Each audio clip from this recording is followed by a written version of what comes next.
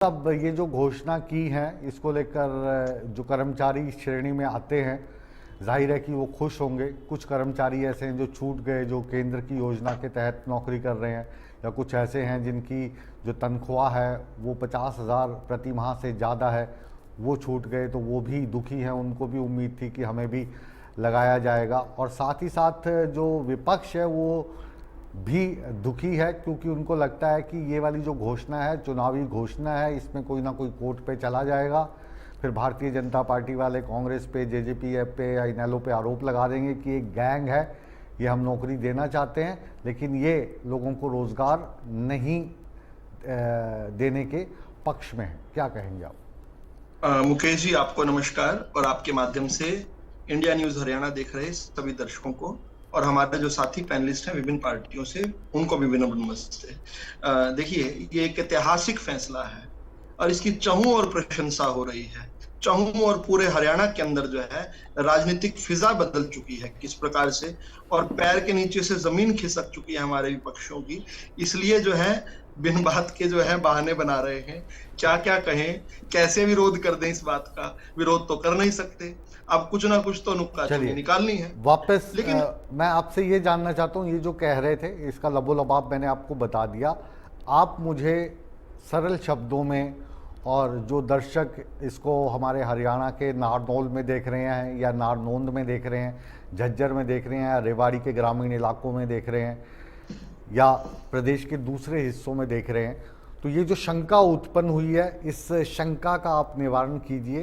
ये जो एम्प्लॉयज़ हैं इनको अब क्या आप ऐसा देने जा रहे हैं जो इनको नहीं था? जो बेसिक पे है, जितना कि मुझे समझ में आया है कि जो 5 साल से अधिक समय से काम कर रहे हैं उनको जो उनकी बेसिक पे है उनके पद के हिसाब से, उसमें 5% बढ़ के मिलेगा। जो 8 साल से काम कर रहे हैं उनको उनकी बेसिक में 10% बढ़ के मिलेगा, और जो 15 साल से हैं उनको 15% उनको बढ़ के मिलेगा। यही है। इसके अलावा उनको कुछ जैसे मैटरनिटी लीव वाला जो पीरियड है वो मिलेगा। क्या उनकी जो नौकरी है वो पक्की मानी जाए अब इसके चलते हुए? अगर पक्की नहीं है तो पक्के और ये जो कच्चे कर्मचारी हैं जिनको 1,20,000 ये जो कर्मचारी हैं, ये पक्के वाले कर्मचारियों की तुलना में अलग कैसे हैं? इनको कौन कौन सी चीज़ें नहीं मिलेंगी वो भी समझाइए। मुकेश जी, एक प्रयास किया गया जॉब सिक्योरिटी प्रोवाइड करने का, एक कवच प्रोवाइड करने का, जो एक तलवार लटकी रहती थी हमेशा सिर के ऊपर कि आप कच्चे कर्मचारी हो, किसी दिन जो है कोई भी आपको उठाकर दूध में मक्खी की तरह से निकालकर बाहर कर देगा और आप कुछ नहीं कर पाएंगे। इसलिए जो कच्चे कर्मचारी होते थे उनसे जब कोई पूछता था कि आप क्या नौकरी कर रहे हो, वो कहते हैं नहीं, हम नौकरी नहीं कर रहे हैं, हम तो एक तरह से एक स्टॉक कैप अरेंजमेंट के तहत जो है हम काम कर रहे हैं। अब वो सिक्योरिटी उनको दे दी गई है।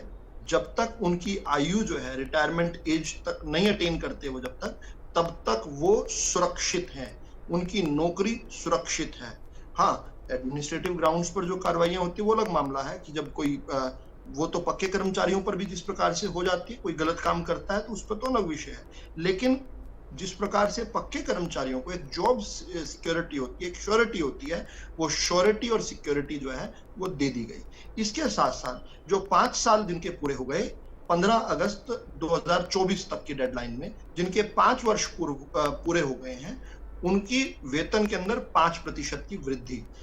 और उसके अलावा जैसे आपने बताया कि 8 वर्ष जिनको पूरे हो गए उनको 10%, जिनको 15 वर्ष पूरे हो गए, 15 साल से जो है कच्चे कर्मचारियों के तौर पर जो काम कर रहे हैं, उनके वेतन के अंदर 15%। वेतन के अंदर नहीं, वेतन के अंदर नहीं प्रोफेसर साहब, बेसिक पे के अंदर, है ना? वेतन में और बेसिक पे में जो है वो दिन रात का फर्क रहता है। दूसरा मैं ये जानना चाहूंगा, जिस एम्प्लॉय की सैलरी 49,999 है उसको ये वाला बेनिफिट आप दे देंगे, 5 साल वाला भी, 8 साल वाला भी, 10 साल वाला भी। जिसकी सैलरी 50,001 रुपये है वो इस लाभ का हकदार नहीं होगा। तो ये कैपिंग सिस्टम क्यों, सबको समानता से इसमें शामिल क्यों नहीं किया गया? इस सवाल के साथ ही मैं जो जेजेपी वाले प्रवक्ता थे उनका जो पहला सवाल था उसको दोनों को जोड़ लेता हूं। उन्होंने भी कहा कि ये क्या करना ठीक रहेगा, जल्दबाजी में लिया हुआ फैसला तो नहीं है। इस सवाल दोनों चीजों को एक साथ जोड़ लेते हैं। आउटसोर्सिंग पॉलिसी पार्ट 1 और आउटसोर्सिंग पॉलिसी पार्ट 2, इनके अंतर्गत आए हुए सभी अनुबंधित कर्मचारी जो हैं उनको इसमें लिया गया है। अब ये जो आपने कैपिंग की बात कही, कहीं पर एक जो है, कहीं पर एक सीमा बना दी गई कि कहां तक के कर्मचारियों को लिया जा रहा है। इससे ऊपर के कर्मचारियों के लिए क्या एक अलग तरीके से सरकार सोच रही है, विचार कर रही है, ये अभी आगे आपके सामने आ जाएगा। लेकिन फिलहाल जो बात हो रही है वो मैं मानता हूं कि 90 बल्कि 95% जो अनुबंधित कर्मचारी हैं, 95 से भी शायद ज्यादा ये फिगर हो सकती है, वो 50,000 से नीचे नीचे आती है। तो उन लोगों की हम यहाँ बात कर रहे हैं। मैं ये तो मान जब के हम चलता हूँ बात- कि जब वो हम बात- 95% नहीं है, वो 99.9% है। तो जो 0.1 भी आप छोड़ रहे हो, वो क्यों छोड़ रहे हो? नहीं छोड़ उसके रहे, पीछे क्या लॉजिक है? नहीं छोड़ रहे, नहीं छोड़ तो सर, दिया, नहीं छोड़ घोषणा कर तो दी। नहीं छोड़ रहे, नहीं छोड़ रहे। कल जब घोषणा हुई थी कि किस प्रकार से गृहिणियों को लाभ पहुंचाने के लिए, मिडिल क्लास को लाभ पहुंचाने के लिए, गरीब वर्ग को लाभ पहुंचाने के लिए हरियाणा के अंदर ऐतिहासिक फैसला लिया गया। कल 46 लाख की बात हो रही थी, आज हमने वर्कआउट किया तो 49 लाख परिवारों को 500 रुपए सिलेंडर की बात हो गई। तो ऐसा कहा कि भाई कर्मचारियों को छोड़ दिया।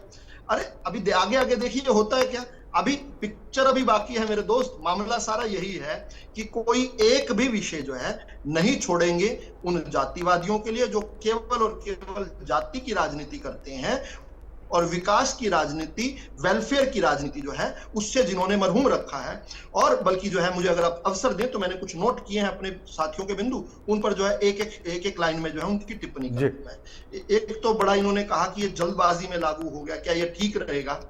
ये वो लोग कह रहे हैं जो चौधरी देवीलाल, मैं भी चौधरी देवीलाल जी को अपना नेता मानता हूं। चौधरी देवीलाल जी ने एक ऐतिहासिक फैसला लिया था, उनसे पूछा कि कैसे लागू करोगे, उन्होंने कहा ये लिखूंगा फैसला और नीचे लिखूंगा चौधरी देवीलाल, और वो लागू भी हुआ था, बड़े अच्छे से लागू हुआ था। ये तो उससे ज्यादा मोडालिटीज को फिगर आउट करने के बाद जो है की गई घोषणा और उसको साथ साथ जो है उसका कैबिनेट से पास करवाया गया। किस प्रकार से हमारे एक साथी ने कहा कि क्या अक्टूबर से पहले वेतन मिल पाएगा? विषय यही तो है कि हम आज से उसको जो है शुरू कर रहे हैं। जो गवर्नेंस होती है, कंटिन्यूटी का होता है मामला, उसको जो है आगे कैरी फॉरवर्ड किया जाएगा। लेकिन अक्टूबर से पहले ही मिलेगा। 15 अगस्त से घोषणा की है। मैं थोड़ा सा करेक्ट करूंगा आपको जी। मतलब आज का मतलब 15 अगस्त लगा लीजिए, आज का मतलब 1 अगस्त लगा लीजिए। तारीखें मैटर करती है ना, तारीखें मैटर करती हैं। ये जो 50,000 मैटर वाला जो बोल रहे हैं आप, मेरा आज 95% जो लोग हैं कवर हो गए इसमें, लेकिन हमें तो जो 5% छूट गए, या मैं तो ये कह रहा हूँ 99.9% कवर हो गए, उसमें से जो 0.1% छूट गया, तो उसको छोड़ना भी तो कोई न्याय संगत नहीं है ना। अरे छोड़ा नहीं है मुकेश जी। दुनिया अभी दुनिया चल रही है मुकेश जी। अभी इसमें जो है लास्ट वर्ड लिखा जाना बाकी है। ये पूरी चैप्टर पूरा कंप्लीट नहीं हुआ है। आप देखिए तो सही, आप इतनी जल्दी क्यों कर रहे हैं? आप इतनी जल्दी क्यों मान रहे हैं? अच्छा, लीगल कॉम्प्लिकेशंस पर बात की गई। ये कोई अनफाउंडेड कोई एक एब्जर्शंस नहीं है। कांग्रेस पार्टी ने अपने आप को बदनाम होने के डर को भी बाहर निकाल के मेरे साथ जो डिबेट के अंदर प्रवक्ता बैठकर डिबेट करते हैं, कांग्रेस पार्टी का आधिकारिक तौर पर पक्ष रखते हैं, वो लोग जब जाकर हमारे सोशो इकोनॉमिक क्राइटेरिया, गरीब लोगों को 5 नंबर मिल रहे थे, उसके खिलाफ गए ना, हमारे डिबेट यहां पर करने वाले जो थे, जिन्हें कांग्रेस पार्टी आधिकारिक तौर पर भेजती, खुद जाकर वो वहां पर मांग कर रहे हैं, नहीं हटा दो, गरीब को क्यों दे रहे हो? फिर जो है ये कोई अनफाउंडेड नहीं है। मेरे साथ जो है डिबेट के अंदर दीप करण दलाल, जो कि कांग्रेस से पहले उत्तर प्रदेश में जेवर से टिकट मांग रहे थे, अभी थोड़े दिनों पहले अपने पिता के लिए पलवल से टिकट मांग रहे थे, कांग्रेस का वरिष्ठ नेता है। क्या उन्होंने डेढ़ वर्ष तक, क्या उन्होंने कभी डेढ़ वर्ष तक जो है पंचायती राज जो हमारा चुनाव थे उनको नहीं लटकाया कोर्टों के अंदर बीसीए के मामले में? अब मैं जो है सीधा मामला, अगर ये जो हमने घोषणाएं की हैं, अगर कांग्रेस पार्टी आज खड़े होकर कहे कि भाई वो इससे असहमत है और अगर गलती से अगर वो सत्ता में आ गई तो वो इन अनुबंधित कर्मचारियों को जो हमने सिक्योरिटी दी है उसको खत्म कर देगी। कांग्रेस पार्टी आज आकर उठकर खड़ी कर है कि जो 500 रुपए सिलेंडर जो है, जो 49 लाख परिवारों को हरियाणा की भारतीय जनता पार्टी की सरकार द्वारा दिया जा रहा है, अगर वो सत्ता में आ गई वो हटा देंगे। कांग्रेस पार्टी खुलेआम, जैसे कहते हैं ना, पोर्टल आ गए तो हटा देंगे, पोर्टल हटा जी। देंगे, खुले तौर पर वापस लौटेंगे। ये जो सवाल है मैं इनसे ही लेता हूँ। मुकेश जी प्लीज खत्म कर रहा हूँ। नहीं, खत्म नहीं करनी है ना सर, अभी चर्चा शुरू हुई है। नहीं, सवाल पूरा खत्म करने दीजिए। हाँ, अप्रासंगिक हो जाएगा। हाँ। आधा सवाल आप पूछ लेंगे, उसका भी जवाब ले लेंगे, पूरा करने दीजिए पैकेज। समय ज्यादा ले रहे हैं सर उनसे ये please please Mukesh ji request है मेरी, मेरा ये सवाल पूरा करने दीजिए, उसके बाद आप बेशक चले जाइएगा।